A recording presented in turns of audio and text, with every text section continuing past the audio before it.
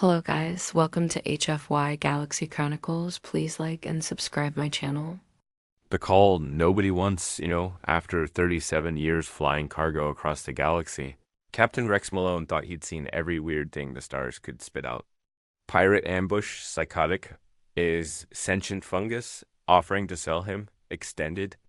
Warranties, none of it compared to the day a panicked voice begged him to pick up something so dangerous. The research logs just called it Category X. That was when Rex realized he might need a new career. He was halfway through a cup of bitter recycled coffee when the Lucky Strike's comms panel screamed for attention. Priority transmission from Galactic Research Station Omega 7 announced. Myra, the ship's eye with her trademark deadpan delivery. You may wish to put on your emergency pants, Captain. Rex sighed. What is it this time, Myra? Another lost shipment of Krelian cheese? Tank blowing up the water filter again. Neither, Myra replied. This one sounds serious. They're flagging? Category. A Category X alert was legendary whispered about in barrooms and on black market radio. It meant something dangerous enough to send an entire planet into quarantine.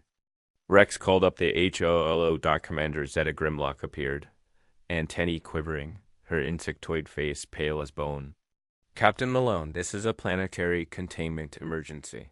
We've discovered a biological threat on Kepler 442b. The research team has gone silent. We require immediate extraction of the specimen before it escapes. Category X, Rex repeated. I thought that was just a rumor. What the hell is it? Don't know, Grimlock admitted, her voice shaking. The last transmission from the team mentioned something about the apex predator of the galaxy. Then nothing, please. You're the only ship in range. Tank Morrison, the Lucky Strike's weapons officer and demolition enthusiast, poked his head into the bridge. Apex predator. Sounds like fun. Can I bring the plasma grenades? Rex rolled his eyes, then signaled Dr. Penny Voss, their biologist and resident germaphobe. Penny appeared, already clutching 3 scanners and a bottle of hand sanitizer. If it's a pathogen, I'm suiting up in triple hazmat. I'm not taking chances, Captain. Myra's avatar flickered into the console. I'm detecting encrypted comms traffic around the planet. Word's out. If we don't move fast, we'll have competition. Rex set course for Kepler 442b. Dread. Settling in his gut. Prep for landing, team, he said. And tank no explosions unless absolutely necessary. The Lucky Strike touched down near the silent research station. The sky was violet, the air heavy and strangely still. All security locks were open, every system left running. Where's the welcoming committee?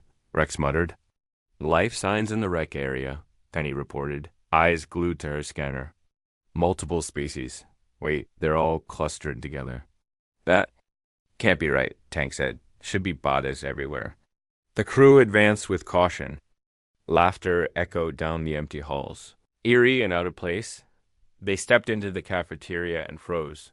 There, sitting cross-legged on the floor in faded jeans and a t-shirt, was a human teenager, Jake. He was surrounded by a ring of terrified aliens, none daring to get too close.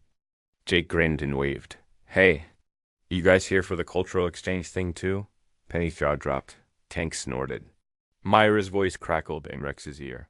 Captain, if he offers you a snack, I recommend declining. First contact with the Apex. Threat Rex glanced at Penny, whose scanner was flashing urgent red. Is he dangerous? Biologically? No, Penny whispered. But look at the aliens. They're acting like he's radioactive. Jake beamed. I was just showing them some Netflix stuff. Want to see a video of a guy jumping out of a plane with no parachute? He landed on a giant net. The nearest alien, Crystalline Zephyrian recoiled. Observe. The apex predator demonstrates its disregard for mortality. Rex tried to keep a straight face. Kid, why are you here? Jake shrugged. Beats me. I was headed home from spring break. Next thing I know, I'm in a lab with these guys. They asked me about Earth. I show them some movies. We eat snacks. One thing leads to another, and, well, he gestured at the nervous crowd. The Varthary, an octopus-like researcher, quivered. We have analyzed his entertainment. Human warfare, Extreme sports, culinary toxins. They are unprecedented. Penny blinked. Culinary toxins? Jake held up. A bag of spicy chips. One a flamin' hot Cheeto. They're not that bad. My roommate can eat hotter stuff. An alien fainted. Another began chittering in panic. The Cantrin, a feline scientist, hissed, "The human consumes chemical warfare agents for pleasure." Tank burst out laughing. "He's just a college kid. I bet he flunked calculus." Rex saw what was happening. The aliens had turned Jake into a legend, a super plague in the form of a human. Jake nodded sagely. "I did flunk calculus, but I'm great at Mario Kart." Penny explained, "To most species here, anything that seeks out danger is either a predator or insane. Humans do both. They're terrified of him." At that moment, alarms blared. "Incoming transmission," Myra said. "Multiple fleets converging. They're demanding we surrender the biological weapon." Jake blinked. "Wait, me?" Rex sighed. "Yup, kid. You're the deadliest thing in the galaxy." The super plague in the cargo bay, the Lucky Strike shook as Tank's hands flew over the controls. "Looks like every ship in the sector wants a piece of us, Captain." "Hold steady," Rex said, voice tight. Penny was still running tests on Jake, while Jake, completely unfazed, made grilled cheese sandwiches in the galley. The aliens outside began broadcasting in every language. "Release the organism or face annihilation." Penny started pacing, mumbling to herself, "This can't be real. He's just a human. His readings are normal." "But they think..." "Captain," Myra said. "They blocked all exit vectors." "Options?" Tank grinned. "I can make us an exit." "No glowing..." "Up the station." Penny snapped. Jake wandered into the cockpit, munching his sandwich. "You guys are really stressed. Chill. I can just explain. They love stories, right?" Rex hesitated. "Jake, you may want to lay low for now." He locked Jake in. The cargo bay safest place on the ship, ironically. Penny set up her own containment protocols, flooding the bay with filters and sensors. "Maybe I'm dangerous," Jake mused, doing a handstand against the cargo crates. "My sister always said I was a bad influence." Suddenly, a hollow call came through. A scientist from the Kintran embassy appeared, whispering, "Captain Malone, some of us know the truth. If you let them take the boy, he'll disappear, forever." The ship shook. Tank yelled, "Shields failing." "We gotta move, Captain." Rex made his choice. "We're not giving him up." The Lucky Strike's engines screamed as they shot toward the blockade. Penny watched the monitor's alien fleets hesitated. Some even retreating. They're scared. Of one college kid. As they broke orbit, Tank whooped in victory. "See? Sometimes being crazy pays off." Jake cheered from the bay, holding up his sandwich. "Best spring break ever." Running the gauntlet, the escape didn't last. More ships appeared on sensors, blocking every route to open space. "They're mobilizing the entire armada," Myra said. "And they're all after Jake." Tank grinned, fingers twitching over the weapons panel. "Permission to go full crazy?" "Not yet," Rex said, though he was tempted. Penny piped up.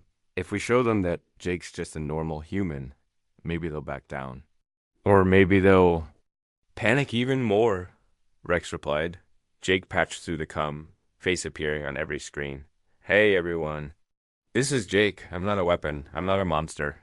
I'm just me." He told stories of humans helping each other, risking their lives for strangers, making mistakes and laughing about them. He showed them video clips of teamwork, kindness, invention, and hope. The alien fleets faltered. Some ships peeled off, curiosity replacing terror. Others held formation, still convinced Jake was a threat. "Myra," Rex said quietly, "can we jump out?" "Just enough of a window," Myra confirmed. Tank fired a decoy volley. Penny broadcast a peaceful message, and Rex pushed the engines to their limit. The Lucky Strike slipped past the cordon as the galaxy watched, stunned. Rewriting the legend safe at last, drifting beyond known space, Rex sat in the lounge with Jake, Penny, Tank, and Myra. "We made it," Tank said, slumping into a chair. "What now?" Jake grinned. "We could find another station, or visit Earth, I hear. It's nice this time of century." Penny shook her head, smiling. "The galaxy will never look at humans the same way again."